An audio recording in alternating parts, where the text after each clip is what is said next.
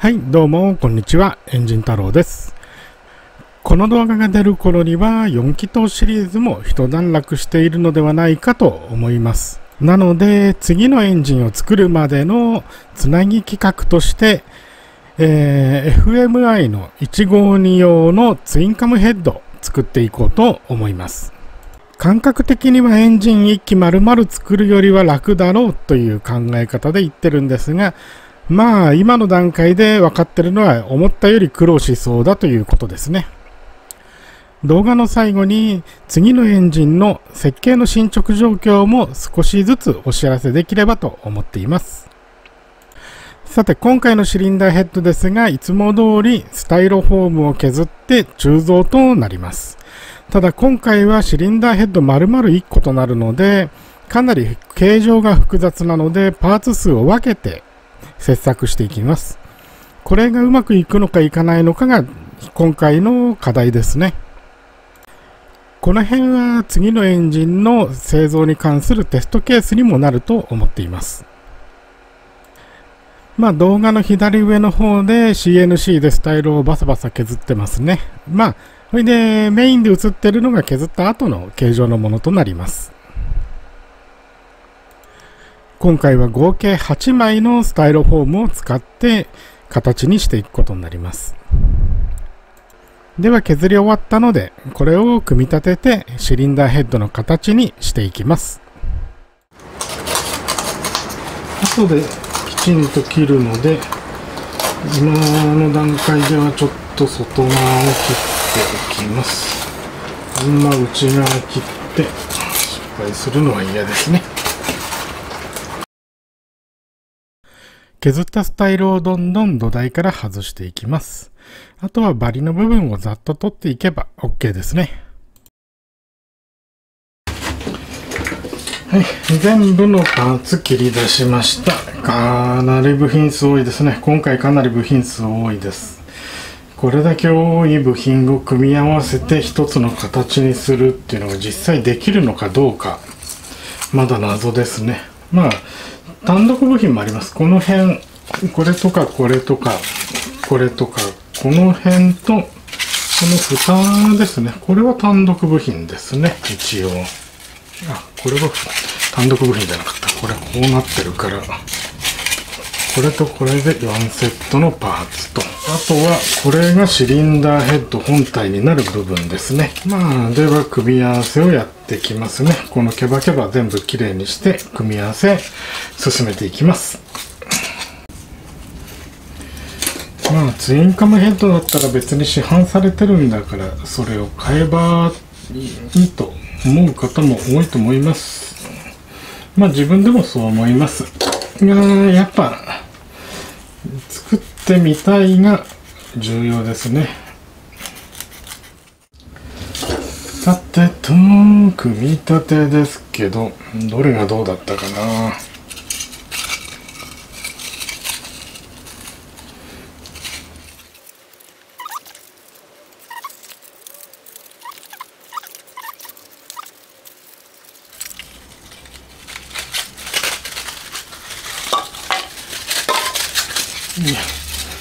難しい。どの部品がどこにつくか大体分かったので、ホットボンドで取り付けていきます。よし、なんとかここまで組みましたが、部品数が増えると一気に難易度上がりますね。スタイロフォーム鋳造はせいぜい2つか3つのパーツが限界かな、今のところ。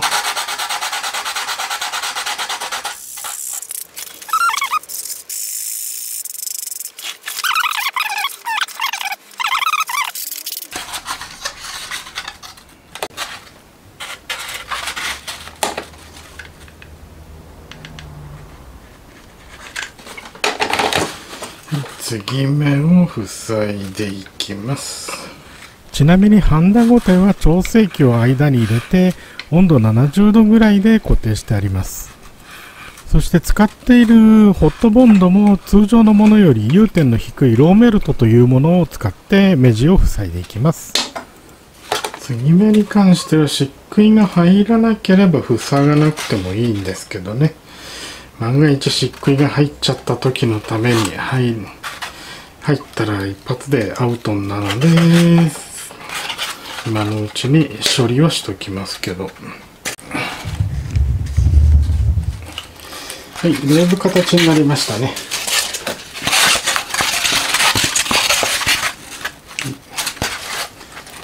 こんな感じでシリンダーヘッドうまくいくといいけどな。はい、一通り仕上がりました。2類細かいパーツとシリンダーヘッド本体ですね。これがこう見ると結構大きいですね。純正のヘッドがこれなので比べるとやっぱそれなりに大きいです。特に4バルブにして横幅というか、まあこの向きが大きくなりましたね。向きとしてはこんな感じですね。こんな感じです。込み重量こいつで 1.7 キロぐらいですね。1700グラムぐらいを予定しています。湯道やなんか入れると今持ってる4キロのるつぼ結構いっぱいいっぱいだと思います。足りないのが一番悪いので、もう今までで一番大量に湯を入れて鋳造することになるとは思いますが、まあギリギリ足りるといったところですね。でこれがシリンダーヘッドカバー、こんな感じで作ります。まあ削り代取ってあるので少し余分ではありますけど、どちらもまだこれから削っていきます。で、蓋ですね。ここの蓋はこんな感じ。今回はピンをいっぱいつけて、できる限り今回は実用を目指したので、冷却用のフィンはギリギリまでつけました。場合によってはオイルクーラーも増設できるように準備はしてます。そうですね。これで基本的には OK だと思うんですが、あとは鋳造、実際この容量の鋳造今までやったことがないので、うまくいけばいいですけど、まあ、挑戦ですね。まあ、こればっかはやってみないとわかんないです。では、これから湯道をつけていきます。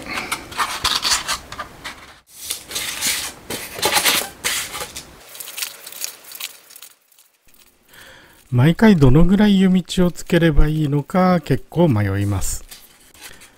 少なくて回らなくなるのが絶対嫌なので多めにつけるんですが、多いとやはり後処理が大変になっていきますね。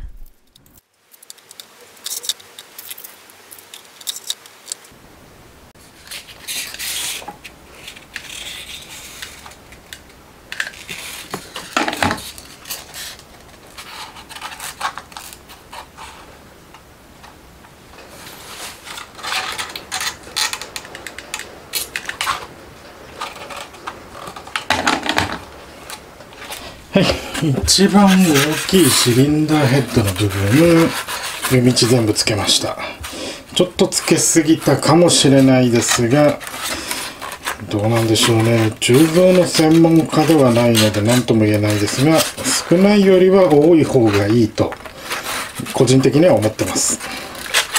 まあ全部回ってくれるといいですけどね。よし、では残りの作業、次ヘッドカバーとその他2類ですね、やってきます。作業としては先ほどと同じようにアルミがどう流れるかをイメージしながら湯道をつけていくだけです。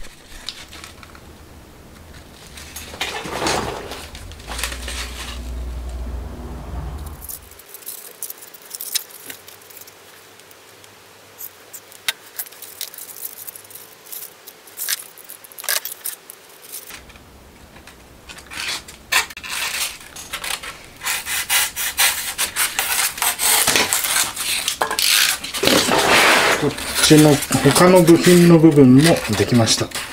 こっちには1、2、3、4、5個の部品がくっついてます。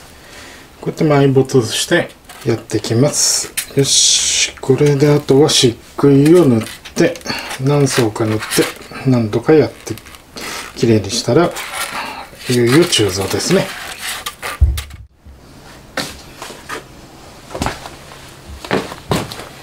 はい、漆喰塗ってきます。まずはよく混ぜると。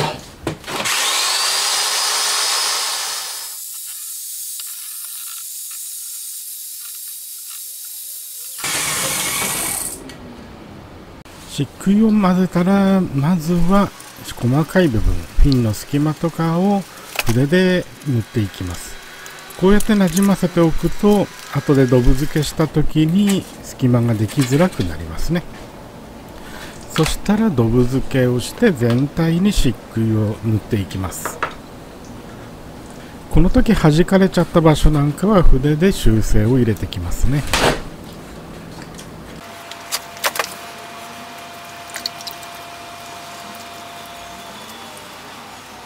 最後にブロワーでエアブローして漆喰を均一にする。これ大事ですね。厚塗りのままだと乾燥後にかなりひび割れてうまくいかなくなるというのは今までの経験で分かってます。もう一個の方も筆でなじませてからドブ漬けしてエアブローをしていきます。フィンはこちらの方が多そうですが、あまり入り組んでないのでこっちの方が楽には楽ですね。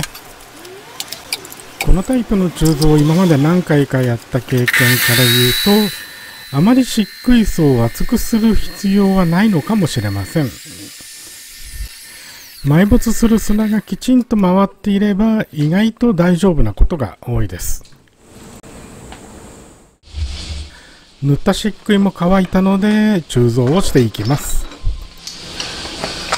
よし、夏の鋳造しんどいですね。まあでもやらないと作業が進まないので。よしよしよしよし。火がつくでしょう。つけつけ。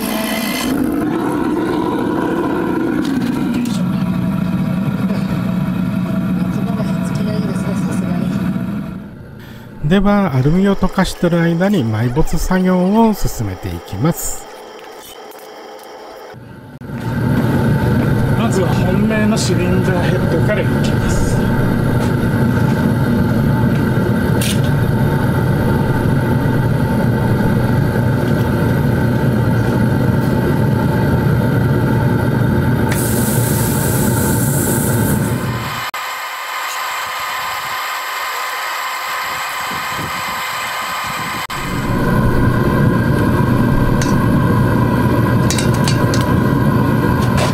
あらかた埋め終わったらコンクリートバイブレーターを使って振動を与えて砂を締めていきます。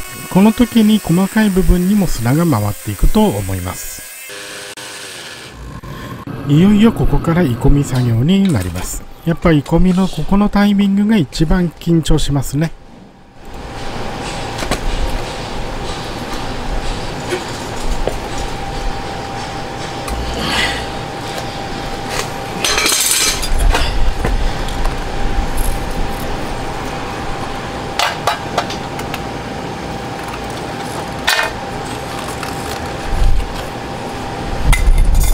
よし、どっこいしょ、よっどっこいしょ、せーの。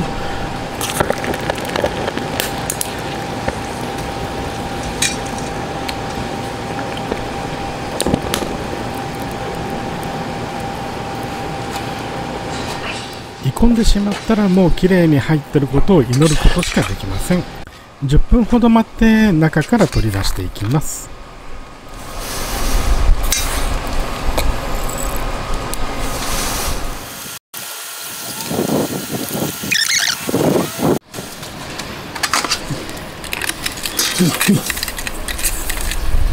入ったっぽいな、ある程度。よっ。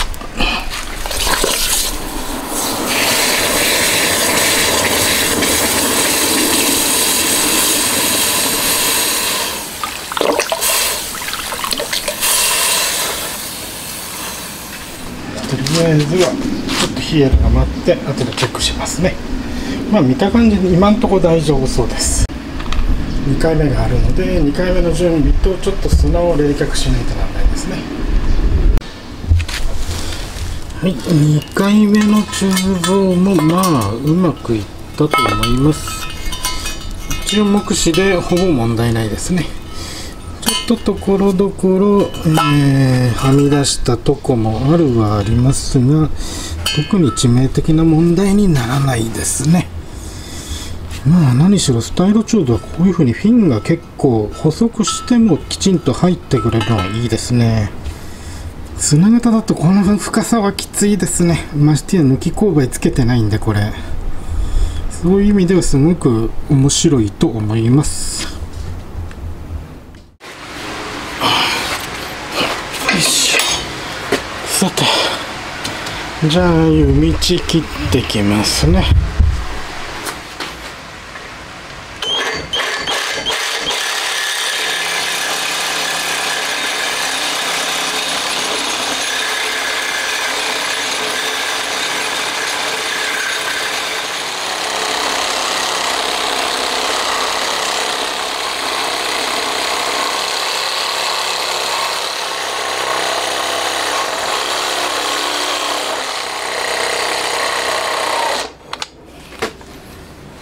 よし、取れた。はい、これでこいつは終わりと。そしたらこっちだね。大物だな、こっちが。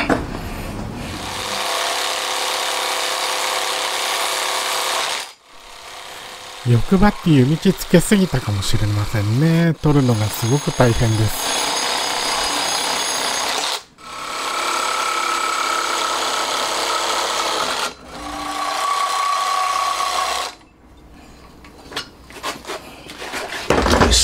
取れた。はい、シリンダーヘッドですね。ヘッドカバーがつくとこんな感じ。よいしょ。湯道は後でまた溶かして再利用です。はい、今のうちにちょっとしたバリは取っちゃいますね。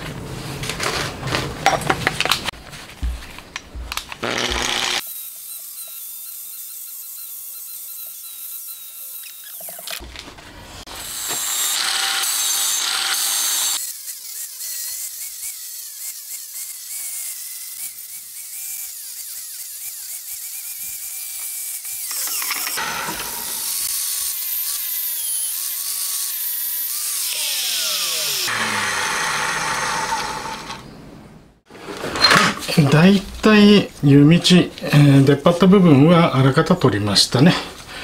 まだ細かい仕上げ全くやってないので随分荒れた状態ですが、今の状態で重量は 1610g ですね。ヘッド本体の部分が、それにヘッドカバーの部分がついて2149、それでサイドカバーがついて2500ちょい、おまけのちっちゃいのも全部ついて 2684g ですね、およそ。自分の持ってる最大のるつぼで今回もう本当に結構ギリギリでやったんですけど、湯道まで入れるとそうですね、3キロで3060、70が限界ですね。一応4キロまでアルミが溶かせるるつぼでしたが、実際には3キロ程度。表示重量の 75% ぐらいがもう限界値ですね。なので4キロまでの4キロのるつぼなら3キロがいいところ。押し湯とかを考えると実質1500、600グラムが、マックスではないかと吹ける。これが分かったので、次から設計の時には鋳造吹く分量ですね、分量をマックス1600ぐらいを想定して設計していけばいいということになります。ちなみに FMI の152のヘッドの重量ですが、純正で 1263g なので結構重くはなってます。けどまだ全く削ってないので、これから削るとこっちとあまり変わらない重量までいくはずです。まあ実際には細かいパーツをつけてこっちと比べて2割ぐらい重くなるはずですね、計算上は。あと今回やることは、実際に図面との照らし合わせでどの程度の誤差が出たか計測していこうと思います。さてまずここからここの全長ですが 191.5 前後、0.56 あたりずれましたね。でここからここが 93.99、94 前後、95前後、1ミリぐらいですね、ここは。こっちは、118.78、111点。ここはかなりずれたな。で、フィンの厚みが 2.8 ミリを想定。ちょっと細くなったね。なるほど。で、ここが11ミリぐらい。ここは 0.3 程度のズレで済んだね。で、この内々が 105.5。まあ、状況次第ですが、最大で1ミリ。まあ、平均したら 0.5 前後のズレといったところですかね。まあ、このぐらいなら許容範囲ですね。削り代結構いろんなところで取ってるので、そっちで調整していけばと思います。よし、じゃあ次回は、このパーツ類を仕上げを進めていこうと思います。まずはこいつの仕上げをやっちゃわないと、その先のパーツって作れないですからね。